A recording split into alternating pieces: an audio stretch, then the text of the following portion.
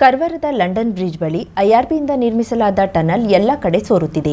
ಇದೀಗ ಟನಲ್ನ ಮೇಲ್ಭಾಗದಲ್ಲಿ ನೀರು ಸೋರಿಕೆಯಾಗುವಲ್ಲಿ ಪ್ಲಾಸ್ಟಿಕ್ನ ಹರಣಿ ಹಾಕಿ ರಸ್ತೆ ಮಧ್ಯದಲ್ಲಿ ಸುರಿಯುವ ನೀರನ್ನು ಹರಣಿ ಮೂಲಕ ಟನಲ್ನ ಮೂಲೆಯಲ್ಲಿ ಬೀಳುವಂತೆ ಮಾಡಲಾಗಿರುವ ದೃಶ್ಯ ಕಂಡುಬಂದಿದೆ.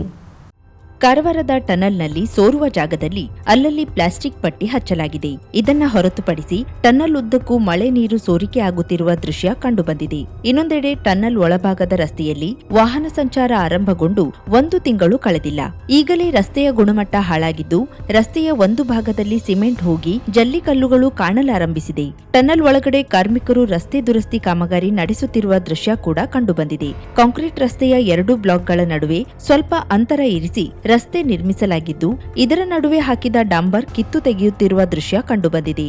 ಈ ಕೆಲಸ 2 ದಿನದಲ್ಲಿ ಮುಕ್ತಾಯವಾಗುವುದಾಗಿ ಕಾರ್ಮಿಕರು ತಿಳಿಸಿದ್ದಾರೆ. ಮತ್ತೊಂದೆಡೆ ಟನಲ್ನ ಒಂದು ಪ್ರವೇಶ ದ್ವಾರ ಬಳಿ ಸಿಮೆಂಟ್ ಗಿಲಾಯಿ ಮಾಡುವ ಕಾರ್ಯವನ್ನ ಮಾಡಲಾಗುತ್ತಿದೆ. ಇದೇ ಟನಲ್ನ ಇನ್ನೊಂದು ಪ್ರವೇಶ ದ್ವಾರದ ಬಳಿ ಜೆಸಿಬಿ ಬಳಸಿ ಬಣ್ಣ ಬಳಿಯಲಾಗುತ್ತಿದೆ.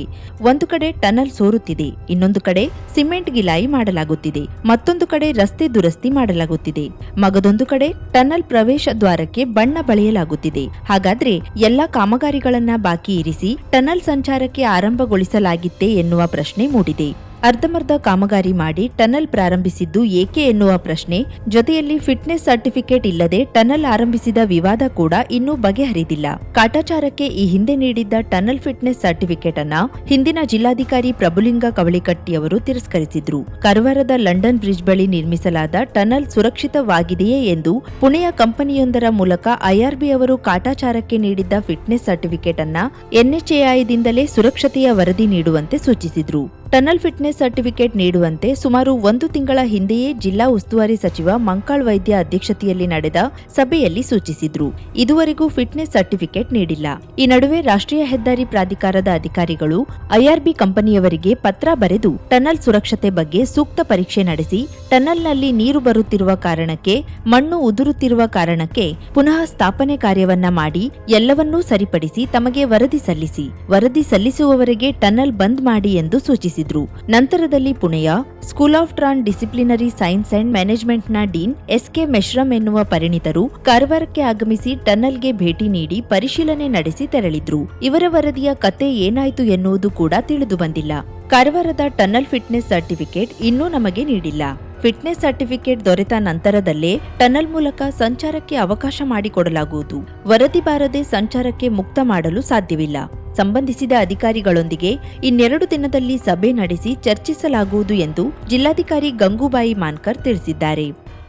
ಆಗಸ್ಟ್ 9ರ ಕ್ವಿಟ್ ಇಂಡಿಯಾ ಚಳವಳಿಯ ನೆನಪಿನಲ್ಲಿ ಸಮಕಾಲೀನ ಭಾರತದಲ್ಲಿ ದುಡಿಯುವ ಜನತೆಯ ಬೇಡಿಕೆಗಳ ಆಗ್ರಹಕ್ಕಾಗಿ ಸಿಐಟಿಯು, ಕೆಪಿಆರ್ಎಸ್, ಜನವಾದಿ ಮಹಿಳಾ ಸಂಘಟನೆಗಳಿಂದ ಕಾರವಾರದಲ್ಲಿ ಸುಭಾಷ್ ಸರ್ಕಲ್ ಮತ್ತು ಬಸ್ ನಿಲ್ದಾಣದ ಎದುರು ಪ್ರಚಾರ ಆಂದೋಲನ ನಡೆಸಲಾಯಿತು.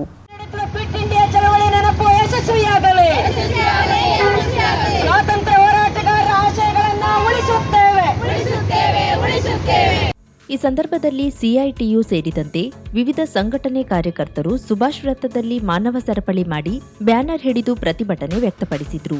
ಈ ಸಂದರ್ಭದಲ್ಲಿ ಪ್ರತಿಭಟನಾಕಾರರನ್ನ ಉದ್ದೇಶಿಸಿ ಮಾತನಾಡಿದ ಸಿಐಟಿಯು ಜಿಲ್ಲಾ ಮುಖಂಡೆ ಯಮುನಾ ಗೌಂಕರ್, ಸ್ವಾತಂತ್ರ್ಯ ಹೋರಾಟಗಾರರ ಉದ್ದೇಶಗಳನ್ನು ಉಳಿಸಲು ಹೋರಾಡುವುದಾಗಿ ಹೇಳಿದ್ರು. ಕೇಂದ್ರ ಸರ್ಕಾರ ಸಂವಿಧಾನ ವಿರೋಧಿಯಾಗಿದೆ. ಆಗಸ್ಟ್ 14ರ ಮಧ್ಯರಾತ್ರಿಯವರೆಗೂ ಪ್ರಚಾರಾಂದೋಲನ ಮುಂದುವರಿಯಲಿದೆ. ನಂತರ ಎಲ್ಲಾ ಮಹಿಳೆಯರು ಕಾರ್ಮಿಕರ ಜೊತೆ ಸಂವಾದ ನಡೆಸಿ ಜನತೆಯ ಹಕ್ಕುಗಳಿಗಾಗಿ ಬೃಹತ್ ಹೋರಾಟ ಸಂಘಟಿಸಲಾಗುವುದು. ಸ್ವಾತಂತ್ರ್ಯ ಹಾಗೂ ಪ್ರಜಾಪ್ರಭುತ್ವ ಗಂಡಾಂತರದಲ್ಲಿದೆ. ಸ್ವಾತಂತ್ರ್ಯ ಹೋರಾಟದಲ್ಲಿ ಪಾಲ್ಗೊಂಡ ಯಾವುದೇ ಇತಿಹಾಸ ಬಿಜೆಪಿಗಿಲ್ಲ. ಬಿಜೆಪಿಯ ಕೋಮುವಾದ ಹಾಗೂ ಇಸ್ಲಾಂನ ಮೂಲಭೂತವಾದ ಇವೆರಡೂ ದೇಶದ ಹಿತಕ್ಕೆ ಮಾರಕವಾದದ್ದು. ಹಾಗೆಯೇ ಜಾತಿವಾದವು ಅಪಾಯಕರವಾದದ್ದು ಎಂದರು. ನಂತರ ಮನೆ ಮನೆಗೆ ತೆರಳಿ ಪ್ರಚಾರಾಂದೋಲನದ ಕರಪತ್ರ ಹಂಚಲಾಯಿತು. ಬಂಧುಗಳೇ, ಜನರ ನಡುವೆ ಇವತ್ತು ತ್ಯಾಗ ಬಲಿದಾನದ ಒಂದು ಆಶಯಗಳ ಪ್ರಕಾರ ಬಂದಂತ ಸ್ವಾತಂತ್ರ್ಯ, ಪ್ರಜಾಪ್ರಭುತ್ವ ಮತ್ತು ಸಂವಿಧಾನ ಗಂಡಾಂತರದಲ್ಲಿದೆ. ಪಾರ್ಲಿಮೆಂಟ್ನ ಚರ್ಚೆಗಳನ್ನ ಗಮನಿಸಿದ್ರೆ ದುಡಿಯೋ ಜನಕ್ಕೆ ಇವತ್ತು ಬಹಳ ದೊಡ್ಡ ರೀತಿಯಲ್ಲಿ ಪೆಟ್ಟು ಕೊಡ್ತಾ ಇದ್ದಂತ ಕೇಂದ್ರದ ಬಿಜೆಪಿ ಸರ್ಕಾರ. ಯಾಕೆ ಅಂತಂದ್ರೆ ಅದಕ್ಕೆ ಭಾರತದ ಸ್ವಾತಂತ್ರ್ಯದಲ್ಲಿ ಭಾಗವಹಿಸಿದಂತ ಯಾವ ಇತಿಹಾಸವೂ ಇಲ್ಲ. ಕೇವಲ ತಪ್ಪೊಪ್ಪಿಗೆಗಳನ್ನು ಮಾತ್ರ ಬರೆಕೊಟ್ಟಂತ ಇತಿಹಾಸ ಬಿಜೆಪಿಯ ನಾಯಕರುಗಳಿಗೆ, ಹಿಂದಿನ ಪೂರ್ವಪಿತೃಗಳಿಗೆ ಇರುವಂತದ್ದು. ಹಾಗಾಗಿ ಅವರಿಗೆ ಸ್ವಾತಂತ್ರ್ಯದ ಅರ್ಥ ಗೊತ್ತಿಲ್ಲದೆ ಇರೋದ್ರಿಂದಾಗಿ ಭಾರತದ ಜನತೆಯನ್ನ ಸಂಕಷ್ಟಕ್ಕೆ ಈಡು ಮಾಡ್ತಾ ಇದ್ದಾರೆ.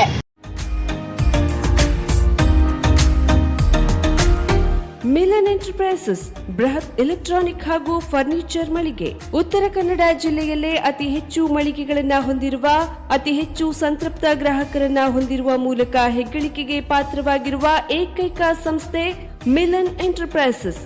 ನಮ್ಮ ಮಳಿಗೆಗಳಲ್ಲಿ ಪ್ರಸಿದ್ಧ ಕಂಪನಿಗಳ electronic refrigerator, washing machine, LED TV, ಎಸಿಗಳು ಲಭ್ಯ.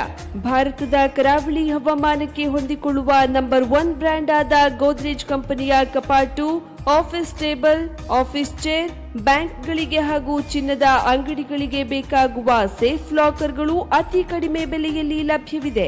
Teak wood sofa set, wooden dining table ಹಾಗೂ ಗ್ರಾಹಕರಿಗೆ ಬೇಕಾಗುವ ಅಳತೆಯಲ್ಲಿ ನಿಮ್ಮ ಮನೆಗೆ ಹೊಂದಿಕೊಳ್ಳುವ ಹಾಗೆ ಫರ್ನಿಚರ್ ಗಳನ್ನ ಮಾಡಿಕೊಡಲಾಗುವುದು. ಕಸ್ಟಮೈಸ್ಡ್ ಕಿಚನ್, ವಾರ್ಡ್ರೋಬ್ ಗಳನ್ನ ಅತಿ ಹೆಚ್ಚು ವರ್ಷಗಳ ಕಾಲ ಬಾಳಿಕೆ ಬರುವ ಹಾಗೆ ವಾರಂಟಿಯೊಂದಿಗೆ ಮಾಡಿಕೊಡಲಾಗುವುದು. ನಮ್ಮಲ್ಲಿ ಡ್ಯೂರಾಫ್ಲೆಕ್ಸ್, ಗೋದ್ರೇಜ್ ಕಂಪನಿಯ memory foam mattress, orthopedic mattress, spring ಮ್ಯಾಟ್ರೆಸ್ಗಳು ಕಡಿಮೆ ಬೆಲೆಯಲ್ಲಿ ಲಭ್ಯ. ವಿವಿಧ ಕಂಪನಿಗಳ ನವೀನ ಮಾದರಿಯ ಮಿಕ್ಸರ್, ಗ್ರೈಂಡರ್, ಫ್ಯಾನ್, ಕುಕ್ಕರ್, ತವಾ, ಫ್ಲಾಸ್ಕ್, ಮೈಕ್ರೋ ಓವೆನ್ಗಳು ಲಭ್ಯವಿದೆ. 0% ಬಡ್ಡಿಯೊಂದಿಗೆ ಸ್ಥಳದಲ್ಲಿಯೇ ಬಜಾಜ್ ಫೈನಾನ್ಸ್ ನಿಂದ ಸಾಲ ಸೌಲಭ್ಯವಿದೆ. ಮಿಲನ್ ಎಂಟರ್ಪ್ರೈಸಸ್ ನಲ್ಲಿ ಖರೀದಿ ಮಾಡುವ ಗ್ರಾಹಕರಿಗೆ ಡಿಸ್ಕೌಂಟ್ ಮತ್ತು ಗಿಫ್ಟ್ ಜೊತೆಗೆ ಪ್ರತಿ 2,000 ರೂಪಾಯಿಗಳ ಖರೀದಿಗೆ ಒಂದು ಬಂಪರ್ ಲಕ್ಕಿ ಡ್ರಾ ಕೂಪನ್ ನೀಡಲಾಗುವುದು.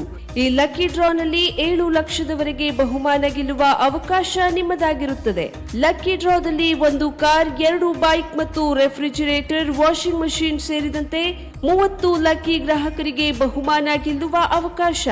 ಗ್ರಾಹಕರ ಸಂತೃಪ್ತಿಗೆ ನಮ್ಮ ಮೊದಲ ಆದ್ಯತೆ ಎನ್ನುವುದು ಮಿಲನ್ ಎಂಟರ್ಪ್ರೈಸಸ್ ನ ವಾಕ್ಯ. ಉತ್ತರ ಕನ್ನಡ ಜಿಲ್ಲೆಯ ನಮ್ಮ ಶೋರೂಮ್ಗಳಾದ ಮುಲ್ಲಾ ಸ್ಟಾಪ್ ಹತ್ತಿರ Kodibag road, Kajubag, Karwar. Agriculture office ಎದುರುಗಡೆ ಮಾಸ್ತಿಕಟ್ಟೆ ರೋಡ್, ಹೊನ್ನಾವರ. ಸೀಮಾ ಕಾಂಪ್ಲೆಕ್ಸ್ ಹತ್ತಿರ Moni Basti main road, Bhatkal. Indian bank ಎದುರು CP Bazar road, Sirsi. JS building, JN road, Dandeli. KS building, Motikeri road, Haliyal. ಇಲ್ಲಿಗೆ ತಪ್ಪದೇ ಭೇಟಿ ನೀಡಿ ಸಂತೃಪ್ತರಾಗಿ.